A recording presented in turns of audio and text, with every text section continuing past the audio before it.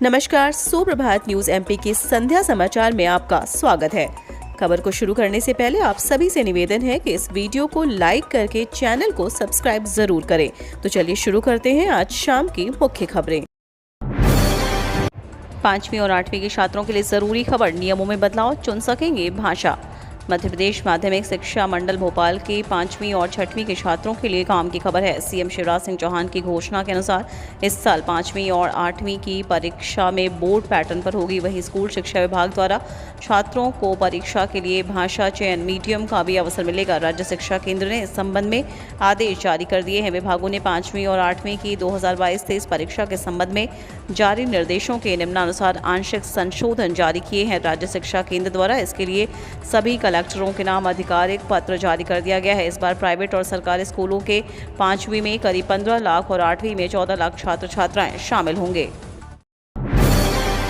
CM ने 1070 करोड़ के project का किया अनावरण। मुख्यमंत्री शिवराज सिंह चौहान ने कहा कि सरकार ऐसे उद्योग को तमाम सुविधाएं और सहूलियत देगी जो मध्य प्रदेश के स्थानीय निवासियों को रोजगार देगी। मुख्यमंत्री गुरुवार को रायसेन जिले के गौहरगंज तहसील के दामोट में सागर टेक्सटाइल मैन्युफैक्चरिंग प्राइवेट लिमिटेड के 1070 करोड़ की नई परियोजना का अनावरण करने के बाद संबोधित किया। समारोह को औद्योगिक निवेश और प्रोत्साहन मंत्री राज्यवर्धन सिंह दत्तीगांव, विधायक सुरेंद्र पटवा और कंपनी के चेयरमैन सुधीर अग्रवाल ने भी संबोधित किया। मुख्यमंत्री ने कहा कि आज टेक्सटाइल इंडस्ट्री में मध्य प्रदेश देश के 10 अग्रणी राज्यों में शुमार है और उनकी कोशिश है कि प्रदेश अव्वल स्थान पर हो। सेंट्रल सेक्टर स्कॉलरशिप के लिए 30 नवंबर तक करें आवेदन। स्कॉलरशिप एक ऐसा माध्यम है जिसकी सहायता से आर्थिक रूप से कमजोर वर्ग के स्टूडेंट को छात्रवृत्ति दी जाती है जो उसे पढ़ाई में मदद करती है। इस छात्रवृत्ति योजना का नाम सेंट्रल सेक्टर स्कॉलरशिप है। सरकार द्वारा हर साल कॉलेज और यूनिवर्सिटी के छात्रों को यह स्कॉलरशिप दी जाती है। इसका फायदा 82,000 से ज़्यादा स्टूडेंट्स को मिलता है। खास बात यह है कि इस स्कॉलरशिप के लिए आवेदन करने की लास्ट डेट 31 अक्टूबर थी, जिसे बढ़ाकर 30 नवंबर कर दिया गया है। इस स्कॉलरशिप मानव संसाधन विकास मंत्रालय, उच्च शिक्षा विभाग, भारत सरकार, नई दिल्ली द्वारा प्रायोजित है। इसे माध्यमिक शिक्षा मंडल मध्य प्रदेश भोपाल के माध्यम से वितरित किया जाता है। मध्य प्रदेश में अगले कुछ दिनों तक सर्दी के तेवर नरम बने रहने का अनुमान। प्रदेश में अगले कुछ दिनों तक सर्दी के तेवर कुछ नरम बने रहने का अनुमान है। इस बीच 2 दिनों बाद ग्वालियर चंबल में बादल छाने के साथ वर्षा के हालात बन सकते हैं। पहाड़ों से लेकर कुछ मैदानी इलाकों में बादल वर्षा का दौर बीतने के बाद ही सर्द उत्तरी हवाएं आनी शुरू होंगी। ऐसे में अगले पूरे सप्ताह प्रदेश में न्यूनतम तापमान में बड़ा बदलाव आने का संकेत नहीं है। इस बीच गुरुवार को देश के मैदानी इलाकों में मंडला तीसरा सबसे कम न्यूनतम तापमान वाला जिला रहा। वहीं पिछले दिनों लगातार सबसे सर्द रहने वाला रायसेन 5वें स्थान पर रहा। 305 पदों पर निकली है भर्ती, 15 नवंबर से पहले करें आवेदन। मध्य प्रदेश के युवाओं के लिए सरकारी नौकरी पाने का सुनहरा मौका है। मध्य प्रदेश व्यावसायिक परीक्षा मंडल या मध्य प्रदेश कर्मचारी चयन मंडल द्वारा ITI प्रशिक्षण अधिकारी की भर्ती के लिए 305 पदों पर भर्ती निकाली गई है। MPPEB के लिए ITI, पॉलिटेक्निक, डिप्लोमा या इंजीनियरिंग डिग्री पास उम्मीदवार ऑनलाइन फॉर्म भर सकते हैं। ऑनलाइन आवेदन की प्रक्रिया 1 नवंबर 2022 से शुरू हो गई है, जो कि 15 नवंबर 2022 तक भरे जाएंगे। इसके लिए मध्य प्रदेश के मूल निवासी ही आवेदन कर सकते हैं। यह भर्ती तकनीकी शिक्षा, कौशल विकास एवं रोजगार विभाग के अंतर्गत निकाली गई है। कितनी बढ़ी बेरोजगारी दर, इस सेक्टर में हो रही कम भर्तियां।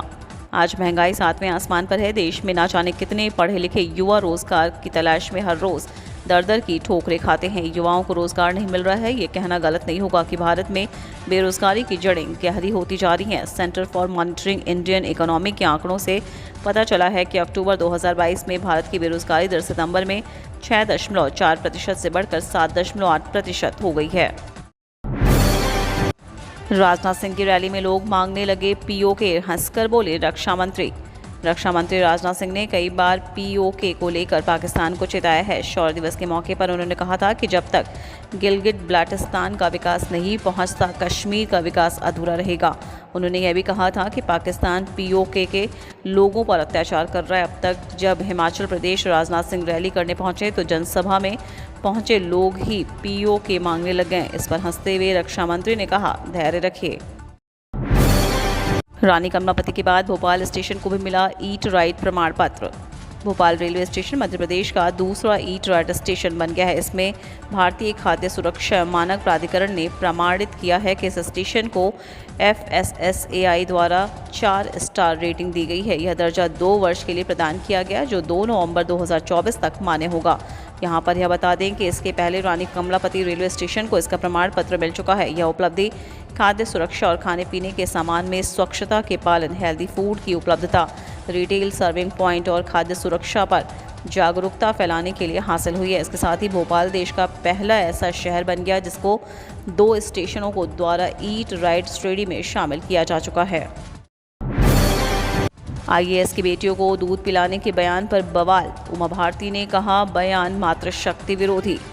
पूर्व मुख्यमंत्री उमा भारती ने मुख्यमंत्री शिवराज सिंह चौहान की मौजूदगी में महिला एवं बाल विकास विभाग के प्रमुख सचिव अशोक शाह के दिए गए बयान पर आपत्ति जताई है। उन्होंने अधिकारी के बयान को लेकर अपनी बात मुख्यमंत्री शिवराज सिंह चौहान के सामने रखी। दरअसल लाडली लक्ष्मी योजना 2.0 के शुभारंभ पर महिला एवं बाल विकास विभाग के प्रमुख सचिव अशोक शाह ने कहा कि 2005 में 15% माताएं बेटियों को दूध पिलाती थी, अब 42% माताएं अपनी बेटियों को दूध पिलाती हैं। इस बयान को उमा भारती ने मातृशक्ति की छवि खराब करने वाला बताया है।